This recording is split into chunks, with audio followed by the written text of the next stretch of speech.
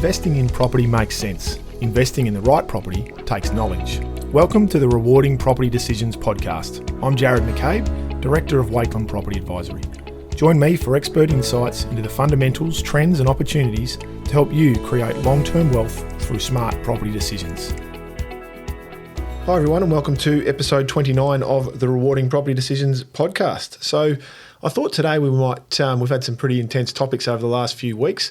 We might take a bit more of a lighthearted look at the real estate industry and some of the terminology that's used. Obviously, there's the terminology in real estate can become quite second nature for those of us who are in the business on a daily basis. But it is obviously helpful for those that aren't necessarily transacting on a daily basis to expand on that so that you can get a bit of an understanding as to what some of the meanings actually are. And I thought I'd also today, rather than going through a case study, would look at the actual meaning of some of the real estate agent sayings that are around to put things into a bit more context. So we'll go through some real estate phrases now in alphabetical order, and then at the end I'll go towards the real estate agent sayings. So first one is bridging finance, which is quite common, and particularly when a person is looking to buy and sell within a reasonable period of time. So it's typically a short-term loan that's taken out to bridge the gap between a longer-term loan that will be taken in the future. And as I said, it's usually associated when a person is looking to buy and sell at the same time, and there might be a little bit of a gap between when the settlement period is, the settlement date is on each of those two transactions. Another one is a caveat. Now, it's typically a notice that's registered on a certificate of title, so that certain actions with the property cannot be taken without informing the party that put the notice onto the title. And it's usually quite often associated with family law. Sometimes a caveat can be registered on a title, particularly with a significant purchase, just to make sure that nothing can happen, no mortgages and things can be taken out on that property unless the person that's put the caveat on is notified about it. Another good one is, not a good one, but is that's very relevant, is capital gains tax. Now, tax is paid in this instance on any profit that's made on a property that is not your principal place of residence. So, for instance, investment properties, offices, holiday homes, that sort of thing. You don't pay capital gains tax on your principal place of residence. And it's calculated on 50% of the profit that's been made, and then it's dependent upon your income tax and what bracket that you sit in. A conveyancer, which is obviously a licensed professional who oversees the legal transfer of a property from a vendor to a buyer. It's quite often a solicitor, but doesn't have to be. Quite often there's members of staff at solicitor offices that will carry out the bulk of the conveyancing work. But there's also just purely conveyancing offices, companies that do that type of work as well. A cooling off period, well, this is 3 business day period that occurs after the signing of a contract of sale, where a buyer can withdraw from the property contract without any legal repercussions. In Victoria, there's usually a cost incurred, and that's, I believe it's $100 or 0.2% of the purchase price, whichever is greater. Not many transactions these days it would be $100 as being greater than 0.2% of the purchase price. Now, a buyer is typically entitled to a cooling off period if they are buying via private sale. However, if you purchase at auction, you will not be entitled to the cooling off period. And also, if you purchase a property that is due to go to auction and you purchase that property within 3 days before or after the auction date, you again won't be entitled to a cooling off period. Disbursements, this is something that you might have heard about or seen, particularly around legal fees when you're paying your conveyancing costs.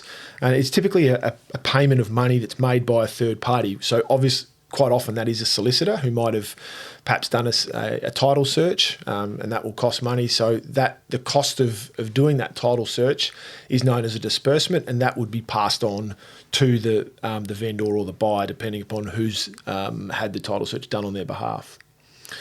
Equity, well, that's the difference in the value of the property versus the debt owed on a mortgage. Pretty straightforward.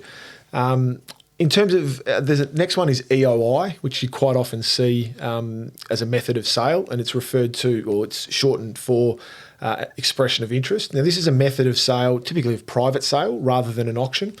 and it usually includes a set date. So sometimes it can be referred to as a sale by set date. An expression of interest typically means, and there'll be different agencies will handle them differently. Sometimes that expression of interest will be on a contract of sale. Other times there'll be a specific form that you will need to complete. Other times an agent might just say, look, just send me an email with the details of your offer by the date that we require it, and then the vendor will then make a decision. That offer quite often won't be the final. Quite often you'll get second or third options to increase your offer.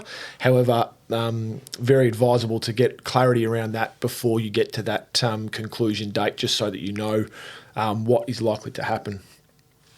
A guarantor. So a guarantor is a person who agrees to pay a borrower's debt if they default on their obligations. Quite often, say when parents are helping children to enter the property market, they may go guarantor on their loan in order to ensure that they're able to borrow a little bit more money, and the bank needs the surety that that loan will be covered if there's a default on that mortgage. And another one that comes into play around this, particularly around borrowing, is lender's mortgage insurance, or LMI.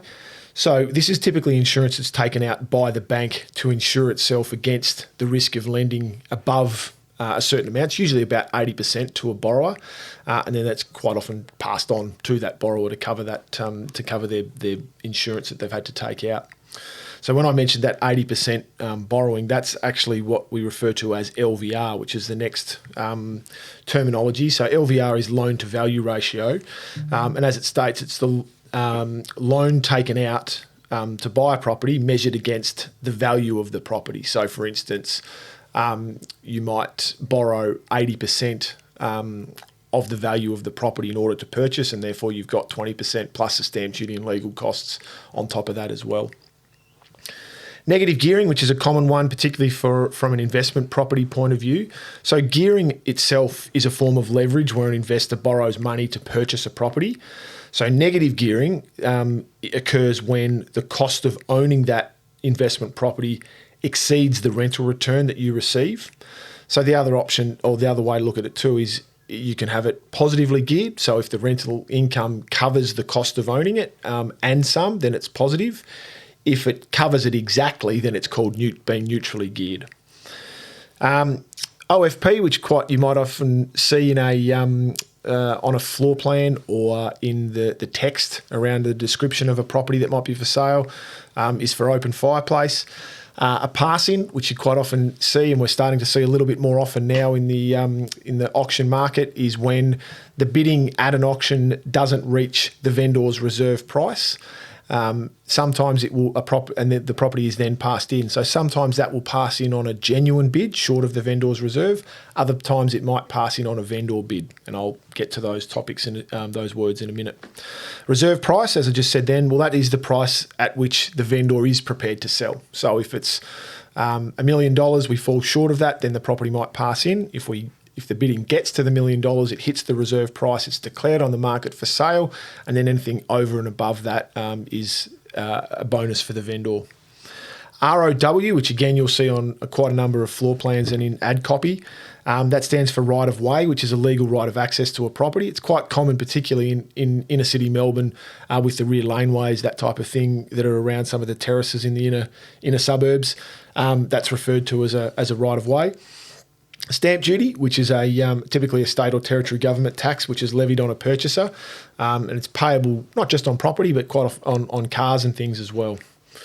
Now, another one that you'll see in the text in a sales campaign is STCA, which stands for subject to council approval, and it's quite often listed after options are suggested for things that could potentially be done to the property. So it might suggest that you could redevelop the property, or you could put townhouses on the property, or put a new dwelling on, or knock the existing house down, or renovate it.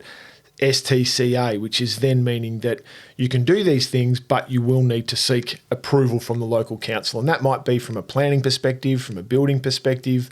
Those types of things will need to be considered.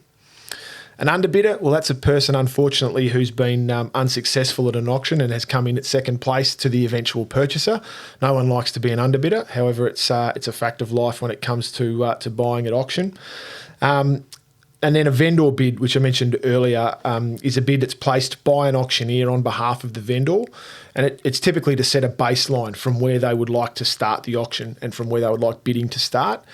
So they don't want to be considering anything below that, and anything above that will commence things. And if it doesn't go any further, then it'll pass in.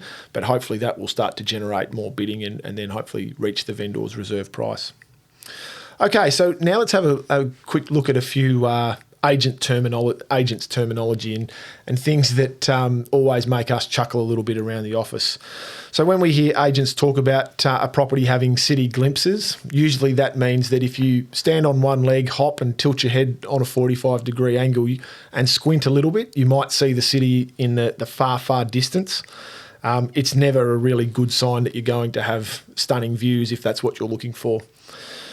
When a property or a room or something is referred to as being cosy, typically it means that it's tiny and you wouldn't be able to fit a couch, a TV or much into that room or property. So cosy's a nice way of saying that a property's quite small. Functional, well, typically functional means that you might be able to get some running water out of a tap, but generally it's in pretty bad condition or pretty basic condition, and a significant amount of work's going to be done.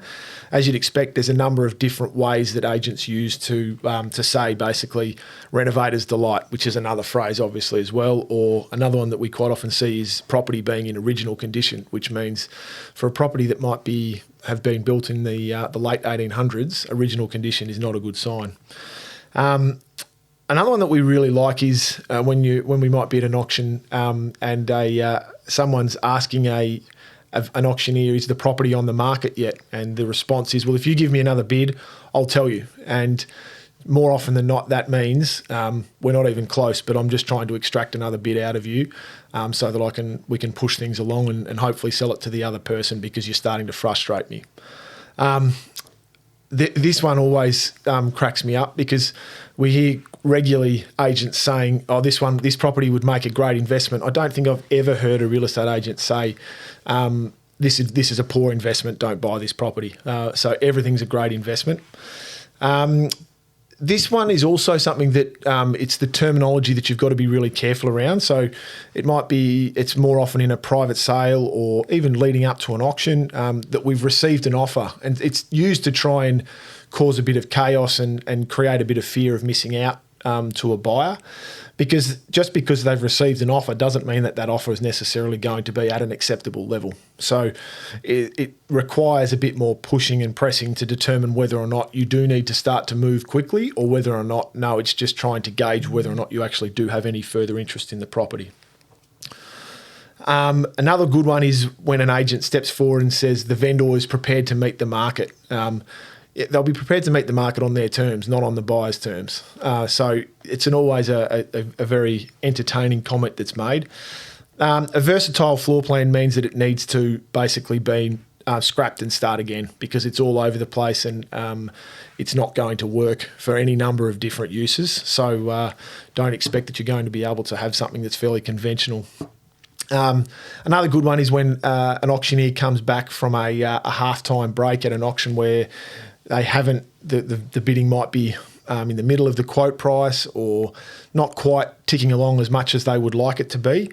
And they come out with all the momentum in the world and clap their hands and say, well, ladies and gentlemen, we're very close to the vendor's reserve.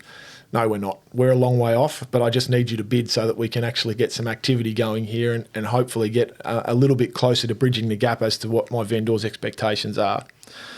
And the last one, which Richard Wakeland put forward to me, which is one of the banes of his existence and frustrates him quite regularly, is the worst house on the best street. Now, that can be a good one, as we in the office will always agree. However, it can also be legitimately that and not worth pursuing, because worst house on the best street could mean that it's a very awkward site. The housing style is not in keeping with the rest of the street. It's been bastardised, any number of different things. It's not necessarily just that it hasn't been looked after and it's in poor condition, but it's got all the attributes that everything else in the street has. It might be that it's on the corner of a main road, whereas everything else in the street is set back and is nice and quiet.